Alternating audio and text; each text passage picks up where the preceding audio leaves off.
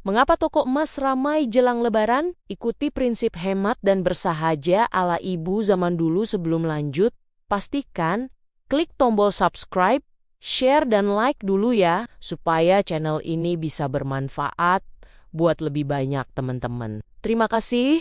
Yuk kita lanjut deh. Apa kabar ibu semua? Moga sehat-sehat terus ya. Coba deh ibu tengok ke pasar atau mall terdekat sekarang. Pemandangannya pasti sudah mulai silau, bukan karena matahari, tapi karena antrean di depan etalase toko emas yang luar biasa panjang. Fenomena ini selalu berulang.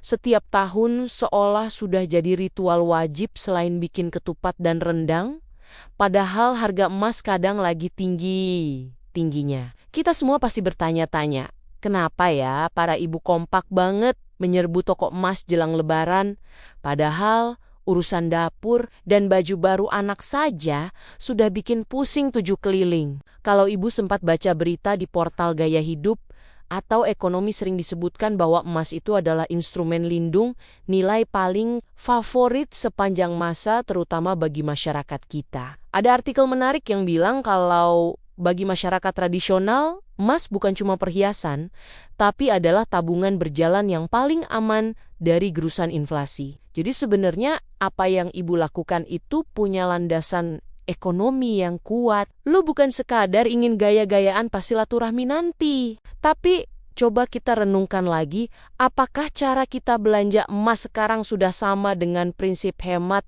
dan bersahaja ala ibu zaman dulu yang sangat legendaris itu? Dulu orang tua kita mungkin tidak punya aplikasi investasi di ponsel, tapi mereka punya simpanan emas yang bisa menyelamatkan sekolah anak-anak atau kebutuhan mendadak lainnya. Penting banget buat kita bahas ini, supaya tunjangan hari raya yang mampir sebentar itu tidak cuma numpang lewat, tapi benar-benar jadi aset yang bermanfaat buat masa depan keluarga kita. Alasan utama kenapa toko emas ramai adalah karena emas itu cairnya cepat sekali, alias sangat liquid, kalau bahasa kerennya ya Bu. Bayangkan, kalau ibu simpan uang di bawah kasur, mungkin sudah habis buat beli cilok atau jajan online yang godaannya luar biasa setiap malam. Tapi kalau sudah jadi kalung atau gelang, pasti ibu bakal berpikir 2 kali buat menjualnya. Kecuali kalau memang ada kebutuhan yang benar-benar mendesak dan genting. Lucunya ya Bu, kadang kita ini lebih pilih beli emas daripada beli baju Lebaran yang harganya jutaan, tapi tahun depan sudah tidak muat lagi karena efek opor ayam dan sambal goreng ati. Baju kalau sudah dipakai harganya terjun bebas, bahkan ditawar tukang loak pun syukurnya minta ampun.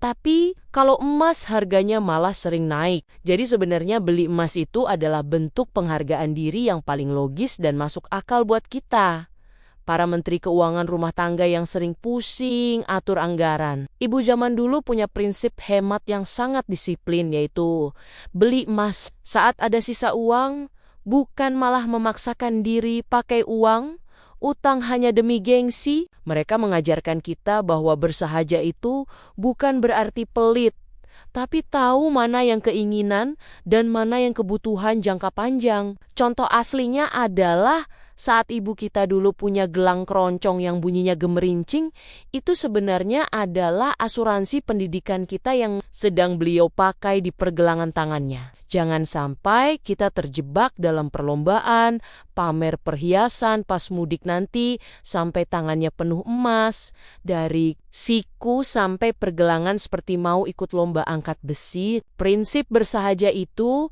kuncinya ada di hati, karena percuma emasnya banyak kalau cicilan pinjaman online di belakang masih menumpuk dan bikin jantung berdebar setiap ada kurir datang. Mari kita contoh cara lama yang membeli 1 atau 2 gram secara konsisten setiap tahun tanpa harus berteriak ke seluruh dunia. Kalau kita punya simpanan, misalnya saja ibu punya target setiap Lebaran harus nambah 1 gram emas murni atau perhiasan kecil sebagai bentuk apresiasi diri setelah setahun penuh mengurus rumah tangga. Ini lebih masuk akal daripada beli gawai baru yang harganya turun separuh dalam hitungan bulan. Padahal fungsinya cuma buat melihat sosial media saja. Dengan begitu, aset ibu terus bertumbuh dan hati pun tenang karena punya pegangan yang nyata di dalam lemari atau di jari manis. Ibu, keramaian di toko emas juga menunjukkan bahwa insting bertahan hidup para ibu itu luar biasa tajam dan tidak bisa diremehkan begitu saja. Kita tahu bahwa setelah Lebaran biasanya akan ada masa paceklik atau pengeluaran besar untuk pendaftaran sekolah anak-anak yang harganya bikin mau pingsan. Jadi menyerbu toko emas sekarang adalah langkah antisipasi biar nanti pas butuh uang sekolah kita tinggal melipir lagi ke toko emas yang sama buat jual atau gadai sementara. Kadang saya suka ketawa sendiri lihat ibu-ibu yang pakai kacamata hitam di dalam toko emas biar tidak silau lihat pantulan lampu di etalase yang luar biasa itu. Memang ada kepuasan tersendiri saat kita bisa memilih motif yang cantik sambil membayangkan betapa amannya masa depan kalau tabungan ini terus dikumpulkan sedikit demi sedikit. Tapi yang harus diingat ya, Bu, jangan sampai uang buat bayar zakat atau sedekah malah terpakai buat nambah berat karat emas yang ibu incar sejak bulan lalu. Mengatur uang hari raya itu memang butuh keahlian setingkat profesor ekonomi, karena daftar belanjanya seringkali lebih panjang daripada daftar penerima bansos. Tapi kalau ibu bisa menyisihkan minimal 30% saja untuk beli emas, maka ibu sudah selangkah lebih maju dalam mengamankan kesejahteraan keluarga. Bayangkan betapa bangganya kita kalau 10 tahun lagi emas yang kita beli sekarang bisa dipakai untuk uang muka rumah atau modal usaha anak kita yang sudah besar nanti. Kesimpulannya, fenomena toko emas ramai ini adalah bukti kalau kita sebenarnya peduli pada masa depan meskipun cara penyampaiannya lewat antrean panjang dan keringat di tengah pasar. Namun mari kita jadikan momen ini sebagai waktu untuk introspeksi. Apakah niat kita sudah benar-benar untuk investasi atau sekadar ingin terlihat sukses di mata saudara, meniru gaya ibu zaman dulu yang diam-diam menghanyutkan dengan simpanannya? Adalah cara paling cerdas untuk bertahan di zaman yang serba mahal ini. Kita harus berani memberikan kritik pada diri sendiri.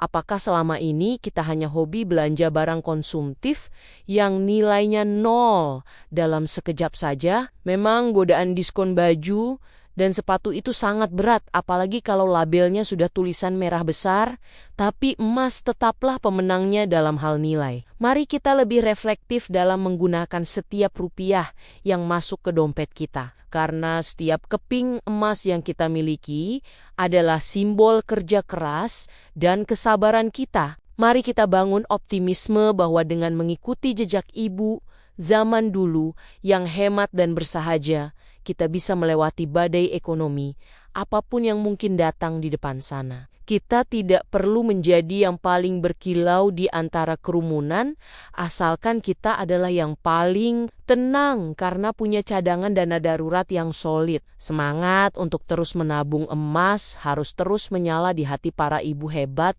di seluruh Indonesia, karena kitalah penjaga gawang keuangan keluarga yang paling tangguh. Akhir kata, selamat berburu emas dengan bijak. Dan jangan lupa tetap tersenyum meskipun antrean di toko emas sedang menguji kesabaran ibu sedalam lautan. Semoga setiap butir emas yang ibu beli hari ini menjadi berkah dan membawa ketenangan bagi keluarga tercinta di hari raya nanti, dan seterusnya. Kalau ibu punya cerita unik saat antre di toko emas atau tips hemat lainnya, coba ceritakan di kolom komentar ya. Biar kita bisa saling berbagi ilmu ala ibu-ibu, sukses. Demikian, terima kasih sudah mendengarkan ceritaku kali ini. Sampai ketemu lagi di cerita-cerita berikutnya. Tetap semangat ya, ibu-ibu semua.